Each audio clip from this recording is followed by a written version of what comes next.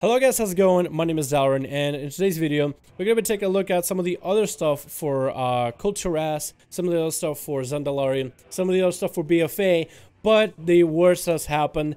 I was trying to record a video and accidentally hit live stream instead. So I have the chat with me now to basically see the video before it's actually released. So let's get on to it. You get the chat reaction, and let's do it. Some of the stuff we got to talk about. Island Expeditions are finally out. We'll end that as the last one. We have more about Saurfang and him not wanting to return to Horde and more. Alright, so the first thing we got is the alpha build, and we got a few new models. We got this ginormity. I'm not really sure. I'm also trying to show the chat in the reaction. We got this ginormity here. It kind of looks like the three fingers at the front. Makes you think that it's a troll, but it definitely doesn't look live unless it's something that has to do with the blood trolls. That's why the red and like the lines running for it. But also has that Titan-esque feel to it. And I'll get back to that in a second, why I think it's very Titan-esque. But it kind of just gives us an idea of what it'll be facing. Probably more Titan stuff, more Titan constructs, maybe having to do with Zandalari. Then you have some images for dungeons, look great. Then a lot of other items, as well as a map to Kazan. So all the Goblin players, you get to come back to Kazan. If you take a look at it closely, you get the pool right here. You got a bunch of like huts. I'm pretty sure this is where Gallywix lived. And if you take a look at it, this is where the volcano would be. Of course, this is a very blurry version of the map, as this is basically like the beta footages or the alpha footages of the map. Some of the resources that you got from the game. Makes you wonder if that's going to be one of the places we go to as a zone, or if that'll be one of the islands we'll be exploring. Like, you go to Kazan, and after Deathwing has fucked the place up left and right, maybe this is where you'll go to farm a little bit of the Azurite. Maybe that spawns there now, and you'll have to help the goblins that are left on there. Because I don't even know if anybody survived. People thought maybe in South Seas expansion you'd be able to go back and see it again. But we're gonna have to see if that'll be a thing. I'm super excited about it regardless. Now, in this other area we see, again, the same monstrosity, but we also see a little bit of the items and the weapons we'll have. This, again, looks a lot like the monstrosity, the Titan monstrosity, the red Titan monstrosity that we saw earlier. And if you'll take a look at this item, it doesn't look... It kind of has a little bit of the Aztec feel from Zandalari, but it also has, like, the etched metal. Makes you think it's a bit more, how you say, technologically advanced of an item. Probably something we'll be able to unlock. We got a Sethak Warglaive. It looks kind of cool. Some people were wondering if Sethak or Sethrak, one of those two, the snake people, if they'll ever be allied races.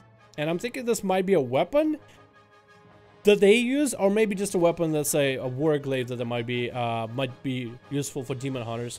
Then it looks like we have a couple different Warglaives of sorts, or offhand weapons. I want to say this is a Warglaive just because of the shape, but of course it could be like a offhand or some sort. And it looks like we have the...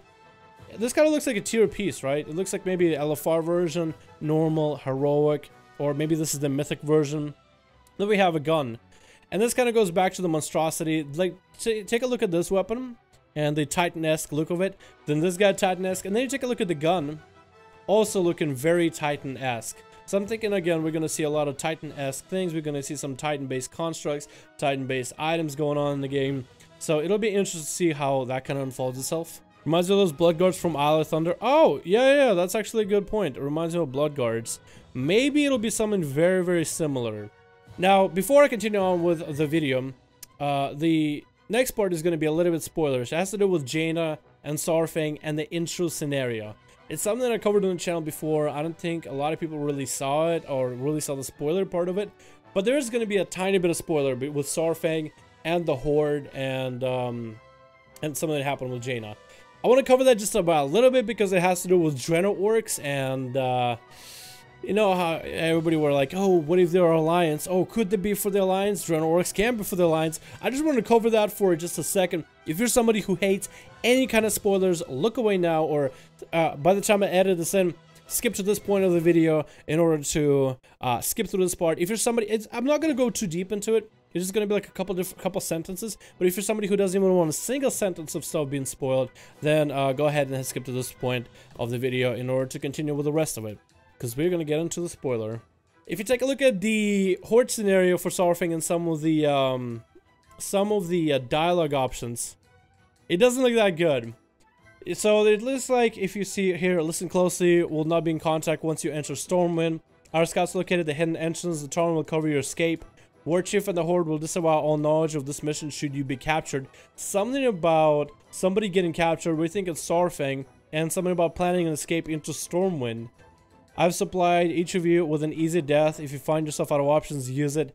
The 7th Legion will be there. Whoever breaking out, the humans are not taking chances. We'll be going ahead. I'll find the prisoners, watch my back. There's just a lot of, I guess, notes to talk about it. Let's see, and then they're talking about High Overlord. So High Overlord Saurfang is going to be involved with breaking out prisoners in Stormwind. I guess is going to be escape with the Horde. But Saurfang doesn't escape with the Horde. Once he's captured, you get a little bit of this dialogue. And people were talking about Saurfang not liking Sylvanas, or maybe Saurfang somehow leading Draenor Orcs to be one of the allied races for Horde or Alliance. I have stopped counting the days I've sat in the cell. It has, however, given me a great deal of time to reflect. You think you're here to take me back to Ogmar or back to War Chief? You are mistaken. So he tells whoever's asking him that he's not coming back to the War Chief, Sylvanas. After all she has done, I will never return to her Horde.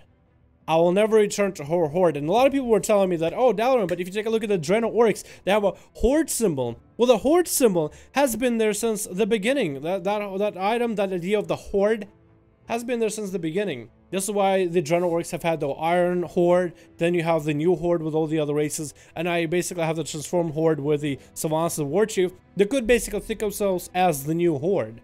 They could think of like another type of Horde, because, I mean, what is a Horde? Horde is basically, if you take a look at just the Horde faction, it's a compilation of just about everybody in there. The Alliance is more very humanoid. The Naidos are very humanoid. The Gnomes, Dwarves, and Humans are very humanoid. The Draenei are very also humanoid to a certain level. But the Horde consists of Orcs, Trolls, Tauren. Like, these guys came from all kinds of areas of expertise. The Trolls and the Orcs were on the Eastern kingdoms before they went to the other side, the Kalimdor, where they met the Tauren, where they eventually got the Undead to join. And like a lot of the original Horde members don't really like Undead. They're like, yeah, we can maybe help you, like lay you to rest eventually, but they're not a huge fan. And then Blood Elves, I mean, it's just all so disheveled. And there's like even their own mini factions, like the Blood Elves and the Shal'Dorei, or the Nightborn, are really cozying up with each other. And yeah, Shal'Dorei are walking around with the rest of the Horde, but you kind of see like who is friendly with who. Even Blood Elves and the Undead are more friendly than most of the Undead and literally everybody else. In like the way that it really is held together, not by the most toughest glue ever. It's just held together by necessity. Necessity to form the other side, to counter the Alliance, who have prejudices against the Orcs, the Trolls, the Undead, the Tauren, which is what makes a Horde strong, but it also can be, I feel like there can be more than one Horde. So it makes you think maybe. It doesn't specify it 100% guarantee, but what if Draenor Orcs really do go for the Alliance? What if Saurfang has something to do with it and he decides not to go to that kind of Horde?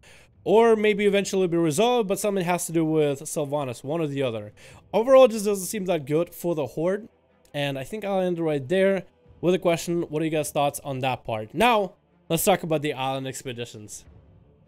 Now, this is the part I haven't actually got to take a look at these. So the island expeditions were told to us for BFA to be one of the biggest aspects. It's kind of like a scenario of Mists of Pandaria, if you remember those. A 3-man PvE/PvP content that's supposed to have a Mythic and Mythic Plus versions of it, as well as a PvP mode for it.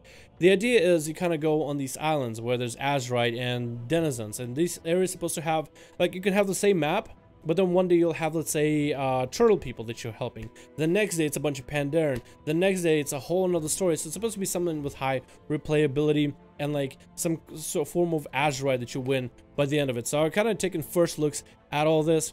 What are we testing? So the Blizzard is going to be testing this.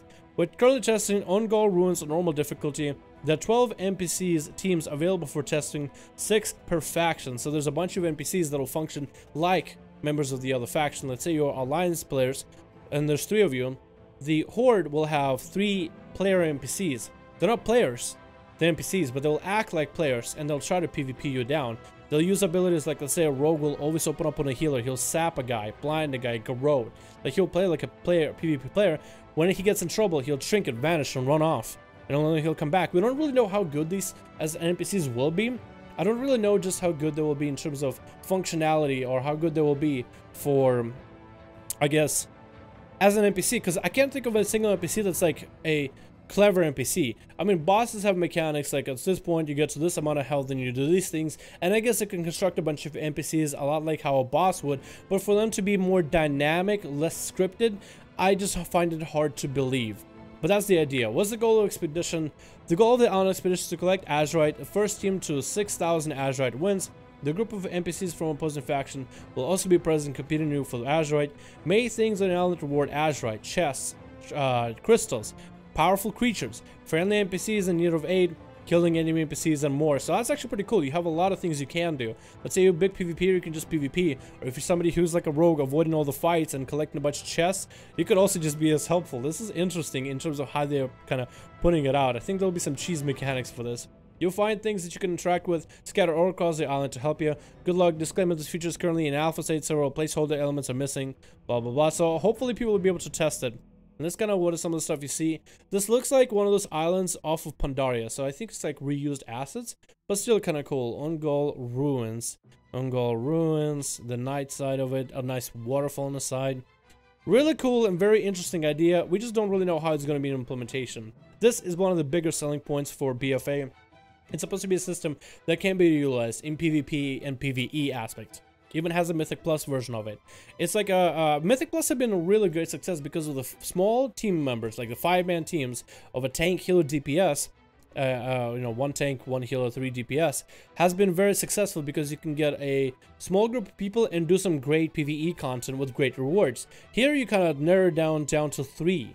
So I feel like one of the things that Blizzard has had a hard time balancing the game with is the less players are involved, the harder it is to balance. If you look at WoW arenas, 2s are hard to balance, 1v1s are basically impossible, so they have to balance around 3s, and even there we find some balancing that's like, how's that working out? Is that good? Is it perfect? It never will be perfect, but you're having 3 teams of, or 2 teams of 3 trying to verse each other.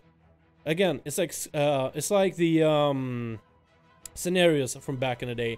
I just wonder how it'll work. Like, can you just go as a full healer team? Can you go as a full tank team? Should you have some kind of comps like a tank and 2 DPS, or a healer and 2 DPS, like an arena team? How should you be playing this kind of objective? Should you go all 3 DPS? So there's a lot of, I guess, opportunities for fun, opportunities for a lot of comps that might work out. It might be something you could just do kind of at random, or maybe you have to have a preset group. So it's very exciting, but it also opens up a lot of opportunities where this could be something that might get old and stale very quickly if people find a way to abuse it. So I'm really hoping Blizzard does what they can to balance this. This seems like such a such a big part of what BFA is going to be, one of the biggest selling points of it. If this doesn't work that well, I think a lot of people will be unhappy. That's all I'm trying to say. This has got to be a nightmare. I mean, Blizzard is putting out a lot of things for BFA. So to balance all of these is going to be an absolute nightmare. I don't envy him, but I am excited to see how this is going to work out. I'm excited how this is going to be looking. I cannot wait for... I'm pretty sure there's going to be some ways to abuse it. Maybe to abuse the NPCs, or maybe the NPCs will be good. Maybe the players will be able to find a way to abuse each other, and maybe there'll be like comps that are like really toxic. Like you pick this class, auto win, unless you're going against this class, and then that's the only time when you see like, you know, comp building and like you just auto lose. You know what I mean? Imagine trying to do this in a random, and then you get like, I guess, a pre-made, and they're just like, oh, we might as well leave because there's no way we can beat them. They're way too strong, like tanks and whatnot. Again, Blizzard is really gonna have to balance this down. We'll see how it works. Maybe it'll work well, maybe it won't.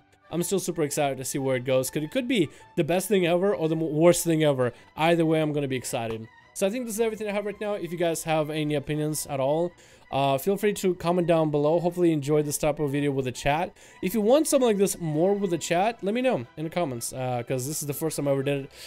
Accidentally turned on the stream, didn't mean to, but kind of was fun. Just reading some of the chat and seeing what everybody else is talking about. Thank you so much for watching. Hope you enjoyed. As always, go ahead and like, subscribe for daily content, and hit the follow notification bell down below in order to be caught up on every single stream that goes live. Thank you so much for watching. I'll see all of you in the next one.